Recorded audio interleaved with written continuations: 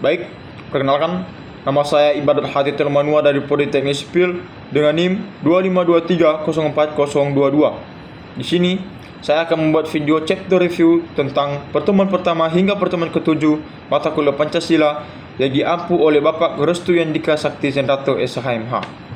Pada pertemuan pertama, kita tidak membahas materi, namun hanya berkenalan antara dosen dan mahasiswa.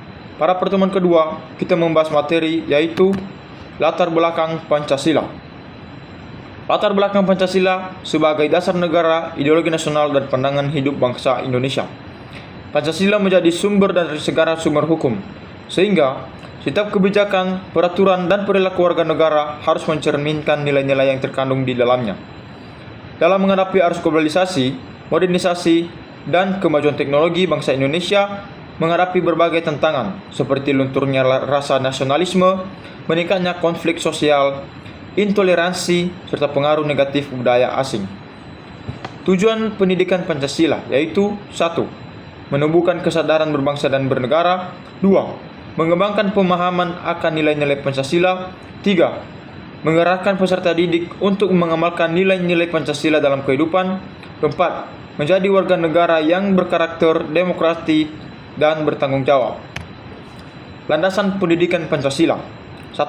Landasan historis. 2. Landasan kultural. 3. Landasan yuridis. Dan 4. Landasan filosofis. Pentingnya pendidikan Pancasila. Ada beberapa dasar substansi kajian pendidikan Pancasila, yaitu 1. Pancasila sebagai filsafat. 2. Pancasila sebagai etika politik. 3. Pancasila sebagai ideologi nasional. 4. Pancasila sebagai dasar perjuangan bangsa Indonesia. 5. Pancasila sebagai konteks ketatanegaraan Republik Indonesia. 6. Pancasila sebagai karakteristik dan identitas bangsa Indonesia. 7. Pancasila dalam sistem politik dan demokrasi Indonesia. Dan 8. Pancasila sebagai rule of law dan hak dan kewajiban warga negara Indonesia. Pada akhir pertemuan kedua, kami mahasiswa diberikan tugas yaitu menulis pada double folio minimal 3 dan maksimal 5 masalah-masalah yang terjadi pada Indonesia akhir-akhir ini. Pada pertemuan ketiga, kita membahas tugas yang diberikan pada pertemuan kedua yang lalu. Pada pertemuan keempat, kita membahas tentang sejarah Pancasila. Kajian sejarah Pancasila. Akar-akar nilai Pancasila dirumuskan secara formal. Nilai-nilai dasarnya sudah hidup dalam kehidupan masyarakat Nusantara melalui beberapa faktor, yaitu 1. Faktor religius, yaitu kepercayaan terhadap Tuhan. Contohnya animisme, dinamisme, kemudian agama-agama besar seperti Hindu, Buddha, Islam, Konghucu, Kristen, dan Katolik. Adanya kemanusiaan tercermin dalam hikmat adab, norma, kesetaraan dalam pergaulan masyarakat, dan peraturan kerajaan-kerajaan seperti Sriwijaya dan Majapahit, seperti Bhinneka Tunggal Ika. Konsep dan urgensi Pancasila dalam arus bangsa Indonesia. Periode pengusulan Pancasila. 1. Masa kebangkitan nasional tahun 1908 sampai 1920-an. Ada organisasi Budi Utomo yang menekankan persatuan bangsa dan kemajuan pendidikan sebagai dasar perjuangan. Adanya Serikat Islam yang dibentuk pada tahun 1911, yaitu dengan misi mengedepankan nilai ketuhanan dalam persaudaraan dalam gerakan sosial politik. Dan perkumpulan Inset Party yang dibentuk pada tahun 1912 yang didirikan oleh Dowes Dekker, Dr. Cipto Mangunkusumo, dan Ki Hajar Dewantara, yang gagasannya menekankan nasionalisme radikal dan kemerdekaan bangsa. Masa Sumpah Pemuda. Pada masa Sumpah Pemuda, mengikirkan satu nusa bangsa dan satu bahasa, menjadi tonggak kesetaraan nasional dan pentingnya persatuan dan kesatuan. Nilai inilah yang menjadi sila pertama yang diajukan Soekarno, yaitu kebangsaan Indonesia. Adanya pemikiran tokoh bangsa, yaitu pada tahun 1930-an sampai awal 1940-an. Ada beberapa tokoh bangsa yang memikirkan dasar-dasar negara, yaitu pertama Ki Hajar Dewantara yang menawarkan konsep Trisakti Jiwa, yaitu kemerdekaan, kebangsaan, dan kebudayaan. Ada Soekarno yang mengusulkan sintetis 3 kekuatan besar, yaitu nasionalisme, Islamisme, dan Marxisme. Muhammad Hatta mengajukan gagasan demokrasi ekonomi kerakyatan dan kooperasi sebagai landasan kesejahteraan. Dan Muhammad Yamin yang mengedepankan persatuan nasional, kebudayaan Indonesia asli, dan cita-cita kemerdekaan. Lalu kita masuk pada periode perumusan Pancasila. Poin-poin dan penjelasan. Sidang pertama BPPKI yang diadakan pada 29 Mei sampai 1 Juni 1945 yang bertujuan membahas dasar negara Indonesia merdeka. Adanya pembentukan Panitia 9 pada tanggal 22 Juni 1945 dan adanya sidang kedua BPPKI pada tanggal 10 sampai 17 Juli tahun 1945 yang merangkum membahas rancangan Undang-Undang Dasar UUD, Piagam Jakarta, dan Pancasila mulai ditempatkan dalam konteks hukum dan negara. Periode pengesahan Pancasila. Ada poin-poin dan penjelasan, yaitu Proklamasi Kemerdekaan tanggal 17 1945, Sidang PPKI 8 Agustus 1945, Pembukaan Sila Pertama, dan pengesahan Pancasila sebagai dasar negara. Pada pertemuan kelima, kita membahas tentang kedudukan Pancasila sebagai dasar negara. Menelusuri konsep negara. Pengertian negara. Negara adalah organisasi kekuasaan yang memiliki kedaulatan untuk mengatur kehidupan suatu bangsa dalam wilayah tertentu. Negara menjadi sarana untuk meyakinkan cita-cita bersama rakyatnya. Adapun unsur-unsur suatu negara yaitu 1. Rakyat, yaitu unsur negara atau pembentuk negara. 2. Wilayah, yaitu tempat berlakunya kekuasaan negara. 3. Pemerintahan yang berdaulat, yaitu alat untuk menegakkan kekuasaan negara. Dan keempat, pengakuan dari negara lain atau unsur demokratif. Tujuan pembentukan suatu negara yaitu 1. Menjamin keamanan dan ketertiban masyarakat. 2. Mengatur kehidupan bersama. 3. Melindungi kepentingan rakyat. 4. Mewujudkan kesejahteraan umum. Ada beberapa bentuk negara yaitu negara kesatuan atau United States dan negara federal atau Federal State.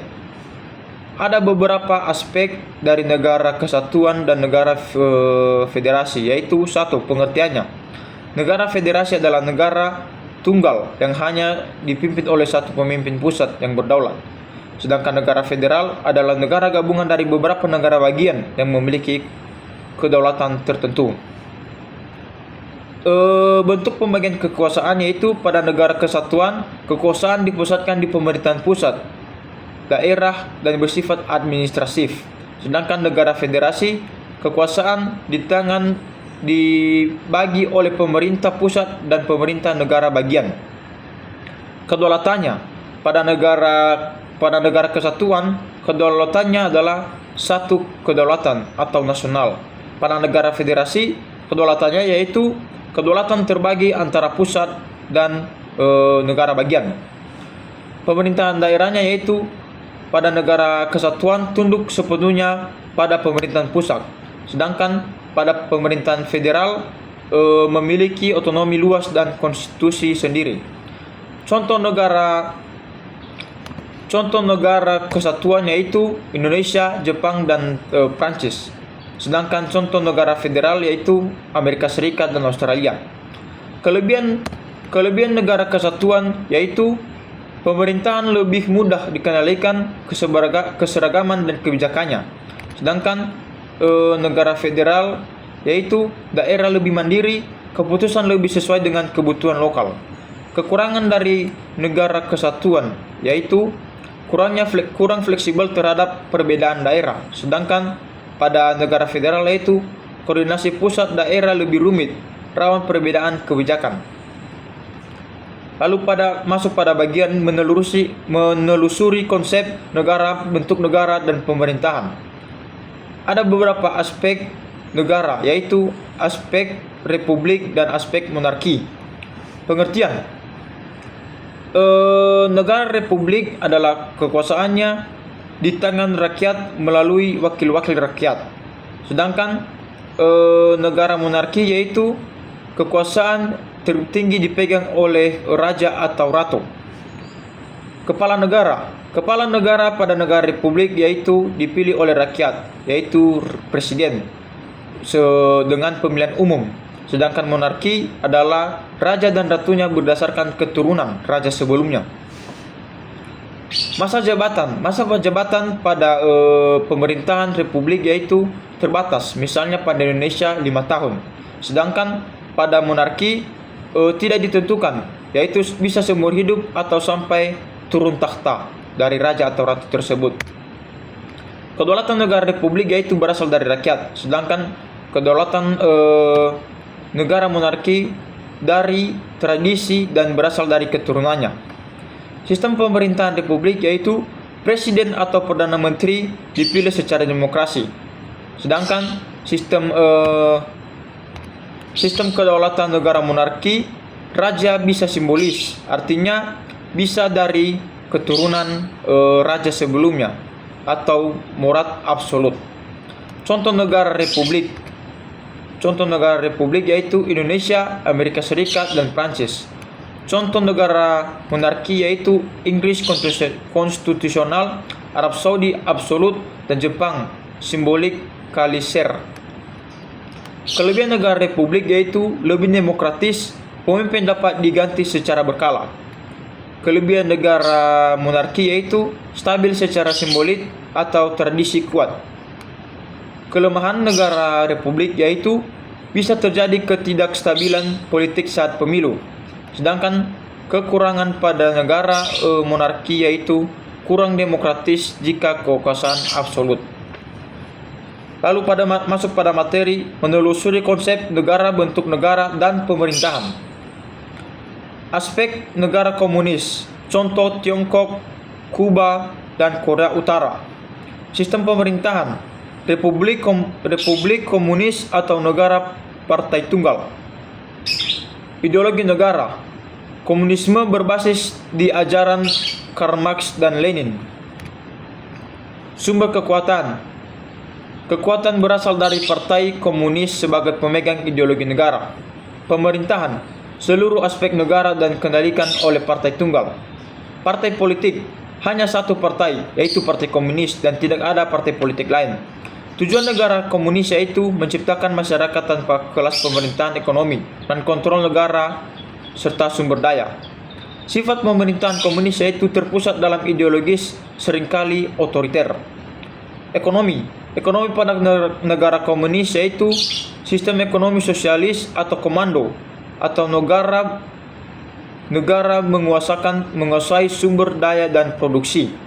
Contoh negara komunis yaitu Tiongkok, Kuba, Korea Utara, Vietnam, meski bernampak sudah mengemukkan sistem pasar. Menelusuri konsep negara, bentuk negara, dan pemerintahan. Ada beberapa konsep negara, bentuk negara, dan pemerintahan. Jadi pada poin sebelumnya itu adalah bentuk komunis, namun itu tidak kita bahas lebih jauh. Aspek negara dan beberapa bentuk negara yaitu sistem pemerintahan monarki, kepala negara paus, ideologi negara agama Katolik, dan sumber kebijakan kekuasaan berasal dari agama. Pemerintahan yaitu seluruh urusan negara dijalankan oleh hierarki gereja Katolik.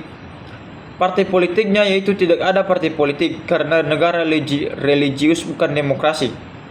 Tujuan negara yaitu menjalankan misi keberagaman Katolik Roma dan menjadi pusat spiritual umat Katolik dunia. Sifat persidangan, kekuasaan terpusat pada keagamaan Katolik Roma dan menjadi pusat spiritual agama Katolik dunia. Ekonomi, berdasarkan domasi pariwisata religius dan publikasi. Contoh negaranya yaitu Vatikan, satu-satunya negara dengan sistem ini. Konsep dan tujuan negara. Secara umum, tujuan negara adalah arah atau cita-cita yang hendak dicapai oleh suatu negara. Tujuan ini menjadi dasar penyelenggaraan pemerintahan. Tujuan negara Indonesia ditetapkan dalam UUD 1945 alinea keempat, yaitu 1. Melindungi segenap bangsa Indonesia dan seluruh tumpah darah Indonesia. 2. Memajukan kesejahteraan umum. 3. Mencerdaskan kehidupan bangsa. 4. Ikut melaksanakan ketertiban dunia yang berdasarkan kemerdekaan, perdamaian abadi, dan keadilan sosial. Implikasi tujuan negara, yaitu pemerintahan harus melindungi hak asasi warga negara. 2. Menjamin keadilan sosial. Dan 3. Menyelenggarakan pemerintahan untuk kesejahteraan rakyat. Alasan diperlakukan kajian Pancasila sebagai dasar negara, yaitu kajian terhadap Pancasila sebagai dasar negara memiliki peran yang sangat penting bagi keberlangsungannya berbangsa dan bernegara. Ada beberapa kajian alasan diperlukan Pancasila dalam dasar negara, yaitu 1. Kajian terhadap Pancasila sebagai dasar negara memiliki peran yang sangat penting bagi keberlangsungan kehidupan berbangsa dan negara. 2. Kajian Pancasila sebagai dapat mencegah disintegrasi bangsa. Ketiga, Pancasila berfungsi sebagai benteng ideologis dalam menghadapi tantangan globalisasi dan masukan berbagai ideologi asing yang dapat menggeser nilai-nilai luhur bangsa. Keempat, Pancasila berperan sebagai dalang membangun karakter bangsa. 5. Pancasila sebagai dasar dalam menjadikan hukum dan kebijakan nasional. Konsep dan urgensi dasar negara. Pengertian dasar negara. Dasar negara adalah landasan filosofis, ideologis, dan konstitusional bagi penyelenggaraan negara. Dasar negara menjadi sumber nilai, arah, dan tujuan bagi kehidupan bangsa dan bernegara. Pancasila ditetapkan sebagai dasar negara Indonesia.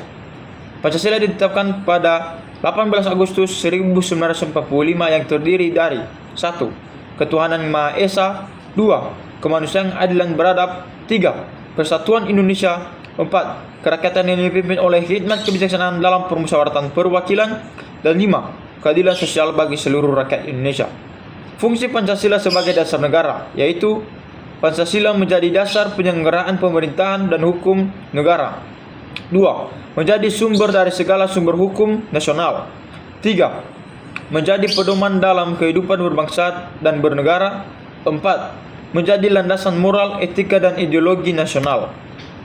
Urgensi dasar negara. Tanpa dasar negara, penyelenggaraan kehidupan bernegara akan kehilangan arah, tujuan, dan pedoman bersama. Pancasila memberikan identitas kepribadian serta karakter bangsa Indonesia. Lalu masuk pada pertemuan ke-6. Kita membahas tentang kedudukan Pancasila sebagai sumber yuridis, historis, politis Pancasila dan sebagai dasar negara. Sumber yuridis. Pancasila memiliki kekuatan hukum tertinggi karena tercantum secara jelas dalam pembukaan UUD 1945 di alinea keempat. Menjadi dasar dalam pembentukan peraturan perundang-undangan. Setiap hukum di Indonesia harus sesuai dengan nilai-nilai Pancasila. Undang-undang dasar, TAP MPR, peraturan pemerintah, perda, dan lainnya tidak boleh bertentangan dengan Pancasila. Sumber historis. Pancasila berakar dari nilai-nilai bangsa Indonesia yang telah ada sebelum jauh kemerdekaan, yaitu contohnya gotong royong, musyawarah, toleransi, dan keadilan. Proses pembentukan perumusan Pancasila dilakukan melalui BPPKI dan PPKI pada tahun 1945. Rumusan akhir Pancasila ditetapkan pada 18 Agustus 1945 sebagai dasar negara. Sumber sosiologis. Nilai-nilai Pancasila hidup dan berkembang di dalam masyarakat Indonesia. Bersumber dari adat istiadat, budaya, dan norma-norma sosial yang telah lama dipegang oleh rakyat Indonesia. menjadi pedoman dalam kehidupan masing-masing masyarakat. Sumber politis. Pancasila menjadi ideologi politik nasional yang mempersatukan seluruh elemen bangsa, menjadi dasar dalam penyelenggaraan negara dan kebijakan politik, tidak memihak pada satu golongan atau ideologi politik tertentu. Dinamika dan tantangan Pancasila sebagai dasar negara. Pancasila bersifat dinamis, artinya penyerapannya dapat mengikuti perkembangan zaman tanpa kehilangan nilai dasarnya. Namun, Pancasila juga menghadapi sebagian tantangan antara lain. 1. Globalisasi, yaitu masuknya budaya asing dan ideologi luar yang melemahkan nilai-nilai Pancasila. 2. Radikalisme dan intoleran, yaitu munculnya paham-paham yang bertentangan dengan nilai atau semangat persatuan. Penyalahgunaan kekuasaan atau perilaku korupsi, kolusi, dan nepotisme yang melawan nilai keadilan. Krisis moral, generasi muda melemahnya dan nasionalisme dan kepedulian terhadap sesama. Dengan demikian, Pancasila harus terus dihidupkan di dalamnya agar tetap relevan menghadapi tantangan zaman. Esensi dan urgensi Pancasila sebagai dasar negara.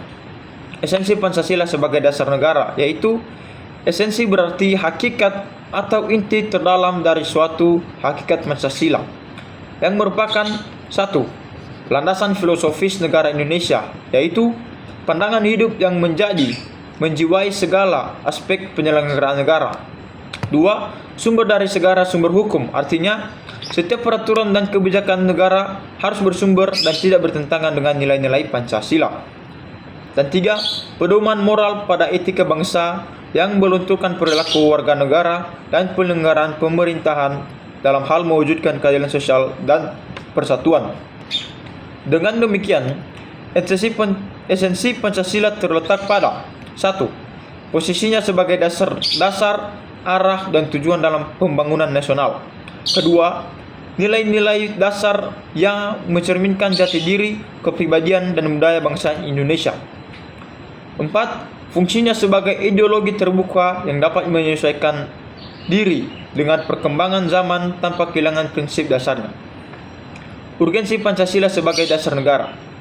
Urgensi berarti penting atau mendesak keberadaan Pancasila dalam kehidupan berbangsa dan bernegara. Pancasila memiliki peran yang sangat vital karena menjadi dasar bagi seluruh aspek kehidupan nasional. Alasan mengapa Pancasila sangat urgen yaitu 1. Sebagai pedoman penyelenggaraan negara. Artinya, semua lembaga negara, pemerintah, dan hukum harus berdasarkan nilai-nilai Pancasila agar tidak menyimpang dari cita-cita kemerdekaan. 2. Sebagai perekat pemersatu bangsa, yaitu Pancasila mampu menyatukan keberagaman suku, agama, ras, dan budaya dalam semangat Bhinneka Tunggal Ika. 3. Sebagai panduan etika sosial dan politik. Artinya, menjadikan dasar dalam membangun pemerintah yang berdaulat, beradab, dan menjunjung tinggi kemanusiaan. Dan 4. Sebagai benteng ideologis bangsa, artinya mencegah masuknya ideologi asing seperti liberalisme, ekstremisme, komunis, atau radikalisme yang bertentangan dengan nilai-nilai bangsa Indonesia. 5. Sebagai landasan pembentukan hukum dan kebijakan, setiap peraturan perundang-undangan harus menamatkan nilai ketuhanan, kemanusiaan, persatuan, kerakyatan, dan keadilan. Pancasila sebagai dasar negara. Pancasila sebagai negara yaitu menjadi landasan pokok bagi seluruh bentuk hukum dan peraturan, menjadi pedoman moral dalam penyelenggaraan pemerintahan, menjadi sumber nilai bagi kehidupan politik, ekonomi, sosial, dan budaya bangsa, serta tidak dapat diganti oleh ideologi atau dasar negara lain yang menjadi pedoman dalam mewujudkan tujuan nasional. Hubungan Pancasila dengan Proklamasi Kemerdekaan Republik Indonesia.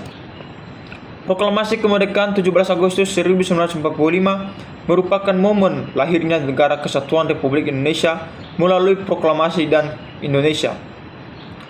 Adapun hubungan Pancasila yaitu menyatakan lepas dalam penjajahan, menjadikan bangsa yang merdeka dan berdaulat, membentuk negara baru yang berdiri atas dasar kepribadian bangsa sendiri. Hubungan proklamasi dengan Pancasila yaitu Pancasila sebagai perwujudan nilai-nilai Pancasila. Artinya, ketuhanan yang Maha Esa yaitu keyakinan bahwa kemerdekaan adalah rahmat Tuhan. Kemanusiaan yang adil dan beradab artinya penolakan terhadap penjajahan. Persatuan Indonesia artinya seluruh rakyat harus memperjuangkan rakyat. Keempat, kerakyatan artinya kemerdekaan diraih atau atas kehendak rakyat. Serta kelima, keadilan sosial yaitu kemerdekaan untuk kemakmuran bersama. Hubungan Pancasila dengan proklamasi kemerdekaan Republik Indonesia. Proklamasi memberi dasar hukum dan politik bagi berlakunya Pancasila.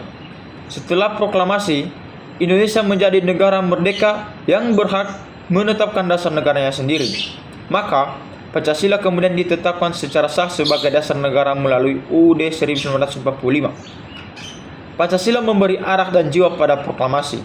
Artinya, proklamasi hanya menyatakan kemerdekaan seadanya. Setelahnya, Pancasila memberi jiwa, arah dan tujuan dalam membangun negara merdeka. Pancasila menjadi pedoman dalam mewujudkan cita-cita proklamasi, yaitu Indonesia yang merdeka, bersatu, berdaulat, adil, dan makmur. Hubungan Pancasila dengan pembukaan UUD 1945. Pancasila tercantum dalam pembukaan UUD 1945 yaitu pada alinea keempat.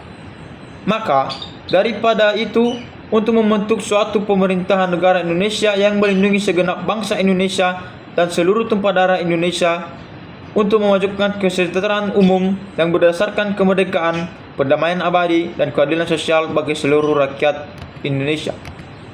Oke, baik. Sekian video chapter review dari saya. Mohon maaf jika dalam penyampaiannya agak kurang dan tidak sesuai dengan kehendak Bapak, dan mohon dimaklumi. Sekian, terima kasih. Yahoo.